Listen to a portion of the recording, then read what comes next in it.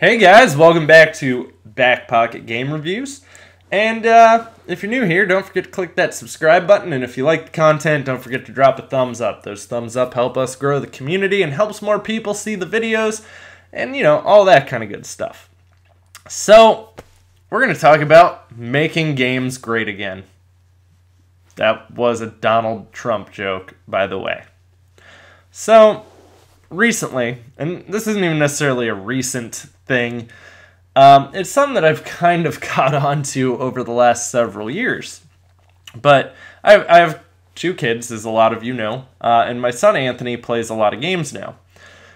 He beat Ocarina of Time, which was a huge moment for me. Like, I was so shocked and proud of him. But then he went over to a game called Link Between Worlds, which is a Zelda game again. He really likes Zelda games. He had a lot of trouble beating that one. He got really frustrated, really angry. And the thing that I've kind of caught on is a lot of the kids' games we've progressively made easier. And my issue with that lies in this. When I watch him start to lose and start to get frustrated, he doesn't know how to lose. He has issues when I beat him in Mario Kart, which is almost every time we play Mario Kart. I'm pretty good at Mario Kart. So, I think kids need to be able to learn to lose and learn how to accept and tolerate that, just as they need to be able to learn how to win. But we don't need to teach kids like, oh, you're always a winner, giving it your best is always good enough, because it's not. There's a lot of times where you will fail. There's times where you cannot always accomplish what it is you're wanting to accomplish, even with your best efforts. And it is sad.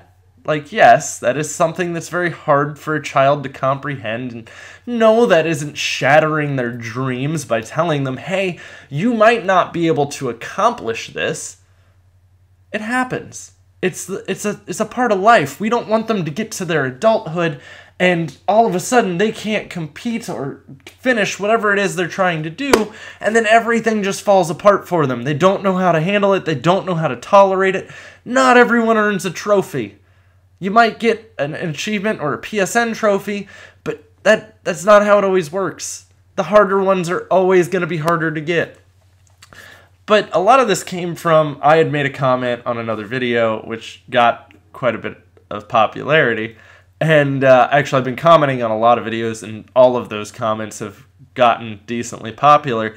But I had made a comment about Make Mario Great Again, because they were showing off Mario Odyssey gameplay.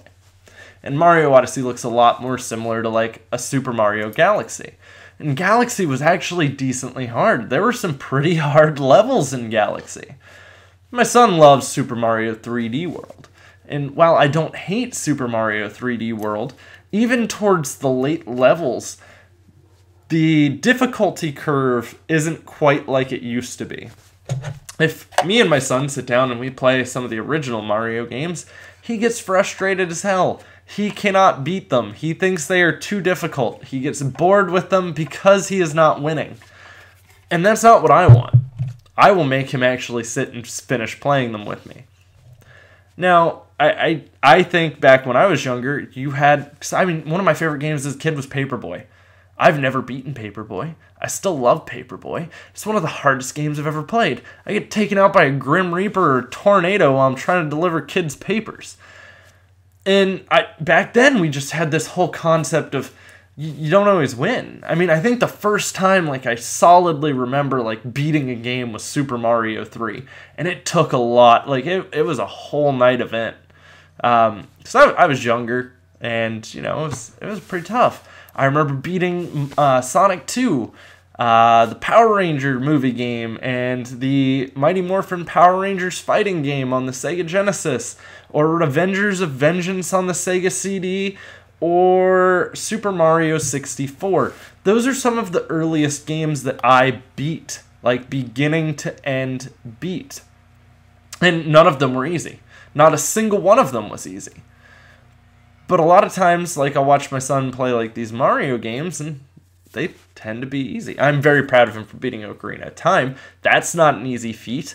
There's a part of me that wants to let him try to beat Majora's Mask just so he learns his lesson of how you're not going to be able to beat it, because I bought that game 4 times and I still have yet to finish it once.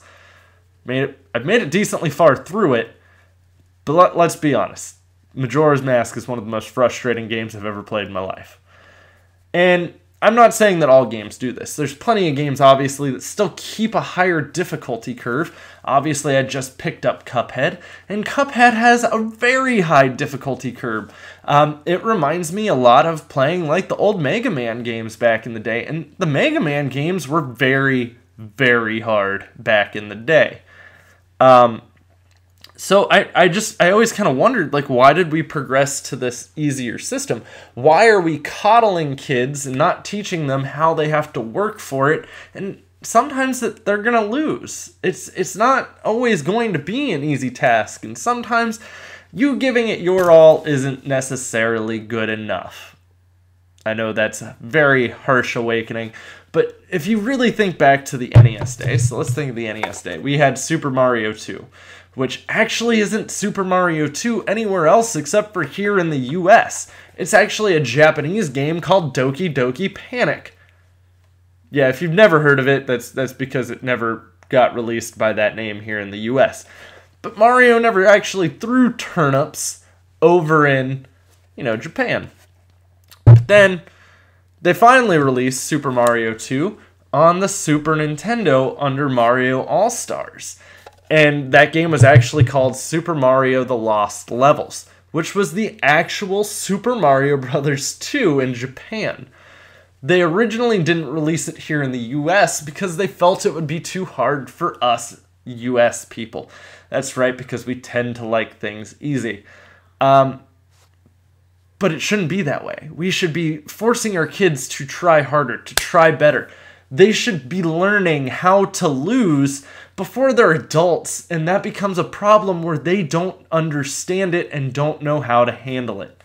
Obviously, there's times where I will let Anthony win just to kind of make his day a little better, but he's going to lose a bunch first.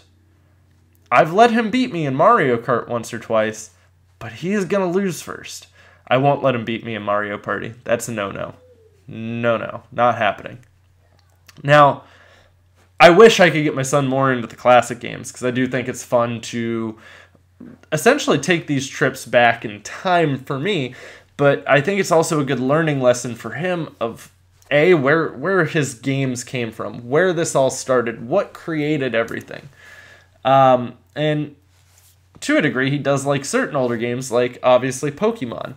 But Pokemon obviously isn't the hardest game in the world. That's a pretty easy game to do good at and to catch on and figure out what you're doing, and you can level up to make it so the learning curve is actually in your favor. But he has to work for it in that, and that's all I want. I want to see my son have to work for his win. I don't want to see it presented to him on a silver plate. And I get it, some of you really love Super Mario 3D World. It was alright. I'm not saying it's a terrible game. I'm saying that the difficulty curve is probably the easiest out of any Mario game that I have ever personally played. My opinion. Some of you, again, probably disagree. But I can tell you, growing up and playing all of these as they released and as they came out, a lot of this stuff isn't quite as difficult as where it used to be. Difficulty levels have come down, and I do get a lot of games will offer you a harder difficulty level. Some games I'm not willing to try on harder difficulty levels. There are some that are just way too drastically hard, and that's good. The people that do want that overwhelming and impossible challenge should be able to have it. Obviously, Dark Souls does provide a challenge, and you can make that challenge even harder for you if you want it. The Witcher 3 on its hardest difficulty is insanely hard. But that's how it works. I think we shouldn't coddle our kids. I think we should try to encourage them to play harder games. And I think that it only builds better character traits within our children. So guys, let me know what you think down in the comments down below. Let me know if you agree with me. Maybe you think I'm just a complete loon, which Could be true. Maybe I am. I'm a bit crazy sometimes. And guys, thanks for watching. I'll have plenty more content coming for you soon, so stick around.